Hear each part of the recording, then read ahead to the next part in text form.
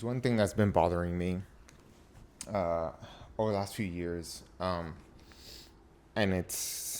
something I spoke about in yesterday's video, but how all these freaking prices rose over the last few years, like insane, and there's so many reasons for it that makes sense on a global stage, right? But at the same time, you're talking to someone here that has trust issues, especially when it comes to like big organizations, like the systems that we've created in society. Like, I have a lot of trust issues with them. Um, and it's something that we just don't do as humans as much. Like, why don't we vote with our dollar? All you have to do is like, this thing makes sense. You pay. This thing doesn't make sense anymore. Stop paying, right? The example I use like with a lot of friends is like things like Netflix or services, because services don't provide an actual physical, this physical product, right? It's just online. It's a software. It's renting things, right? And I know there's currently like I don't know if it's a viral thing, but people are starting to own more analog things. I love that, by the way. Like, please, like, people need to buy more analog things and start showing that, hey, we want like physical products again. We don't want to just rent things forever, whether it's your video games, your movies, your TV shows, and yada yada yada. Um, the only problem, I was happy when Netflix came out because I was like, I don't really want to buy stuff. So my family growing up, we were like Blockbuster people and video rentals. And when Netflix first came out with the DVD, they would send you a DVD. We were part of that, my mom, because space, like, you can't have all those DVDs. So love rental stores, love rentals of physical objects. And yeah, these software, they made things, easier for us to not have to own too much physical product, and especially if you have to move, there's just a lot to carry. But it went too far. It's like, it was fine back in the day when it was just like every now and again I can use a service. It's inexpensive. It was worthy enough. But then, the enshittification process, highly recommend that book, by the way. Enshittification happened, and now most things got enshittified, unfortunately, across the board, right? Airbnb, Uber, like Sony PlayStation, now they're talking about like stopping complete production of physical games, for instance. Like, all these processes that are happening, and it's because people are voting for that. Like, when Sony was getting all the backlash recently, the news of Sony PlayStation removing, saying by, I think it's 2028, they're going to stop all physical copy distribution for games. All this backlash, and they were like, hey, here's the data. You guys are like showcasing that this is where we want to go. Because yes, a lot, like, I think it was like 60% or more, mostly buy like online. Like, they go into the PlayStation store and they download video games versus buy a physical product. So they're like, it makes sense, right? The data shows this. And a lot of companies make a lot of decisions based on data, right? And based on where the money flow is at. Obviously, they want to survive. And for some reason, we have this like fascination with growth, when I'm like, growth is limited. Like, you can't grow forever. Like, eventually it's going to stop. And this is why companies like continuously buy other companies and start to like expand out. If you think about it, right? They stop only doing their one product that they did. Instead, they start offering like fucking a million products, right? Coca-Cola was just soda once upon a time, and now it's like snacks and multiple beverage brands and like all this other shit, right? So, because that one product cannot grow forever, like, eventually it's just gonna stop growing. So, and it'll just stay like consistent, right? Maybe grow some years because, you know, there was a viral like trend, so more people will buy it, but it will go back to baseline. Like that's just life, bro. So we haven't done something where we like vote with our dollar. Like, okay, Netflix, I think the cheapest plan now is like 15 or 16. I forgot because I stopped. Once it went past, I think $12, I was like, cancel this. Like, because I was like, it's not worth it.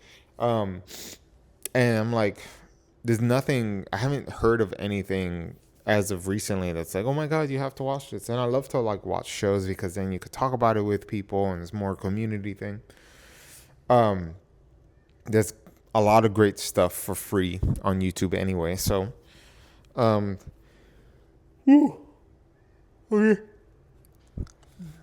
We excuse me, we canceled Netflix because of the continuously price hikes.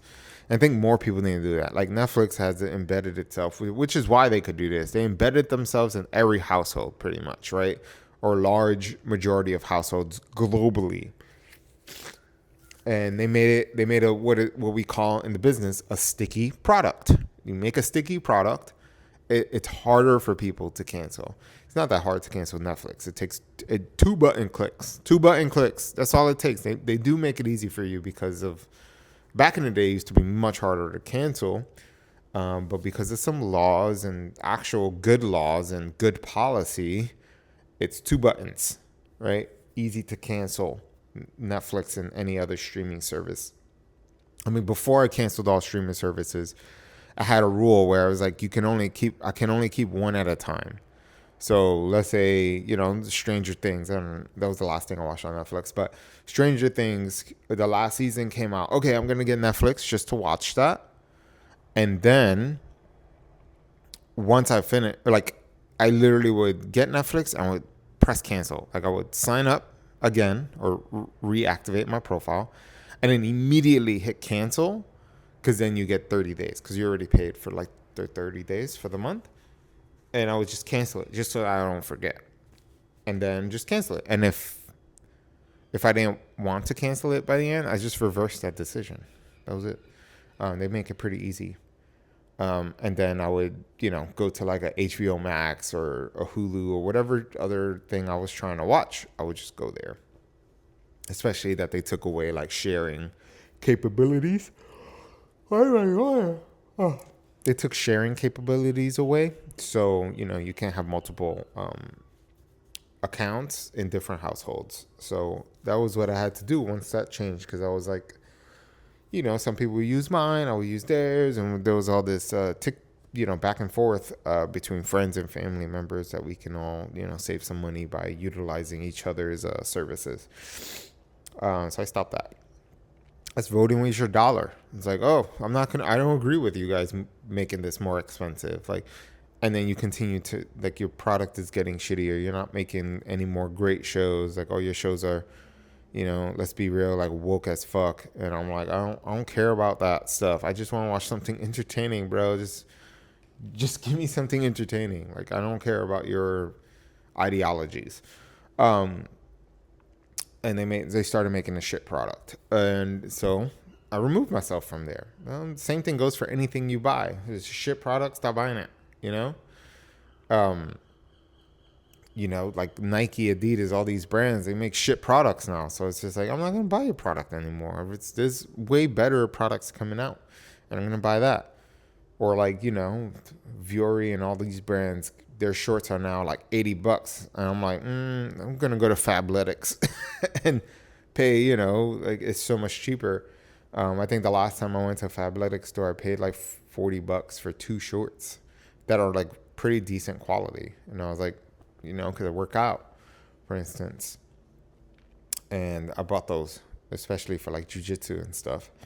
So just vote with your dollar. Stop buying, you know, shit. I'm luckily I'm not a person that likes too many things, right? Like it's like once you understand I've read books on marketing back in the day, which I highly recommend reading marketing books, reading things on sales and how sales works and like psychology. Like once you understand these things, when you look at a product, you understand what's going on behind that product, like how they're pitching it, how they're selling it.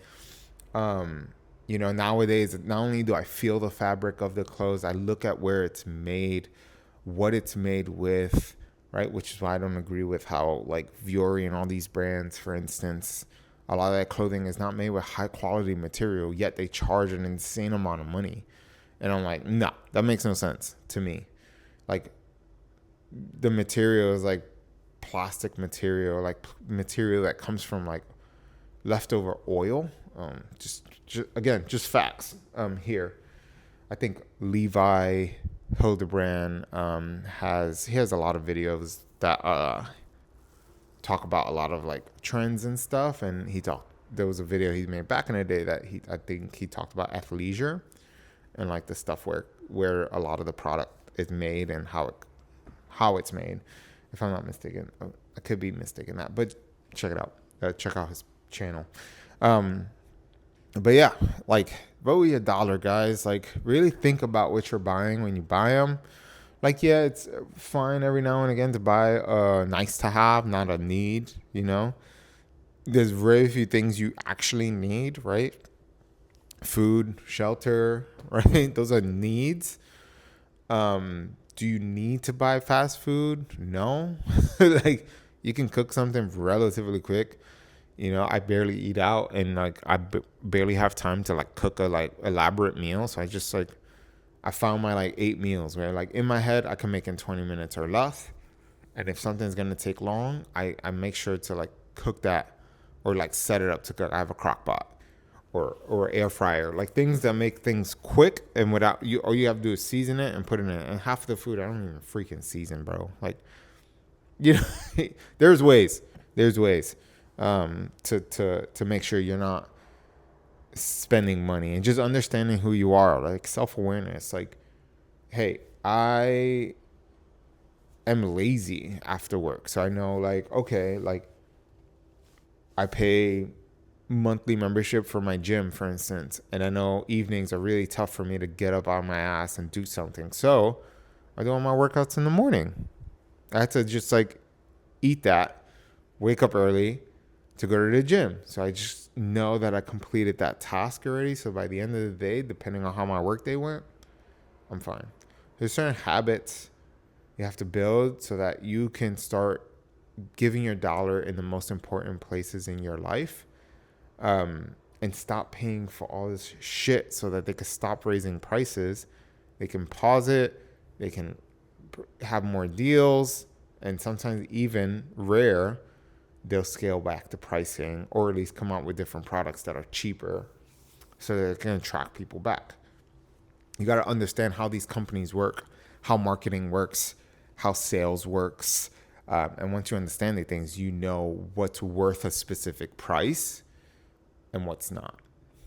And hopefully on my podcast one day, I could get a pricing analyst. There's actually people out there that like help companies figure out how they're going to find their price points that makes sense so that it could be as competitive as possible and not like die because they're too expensive or just die because they're too cheap and and their product worth more than what they're selling it for and they're losing money selling each product.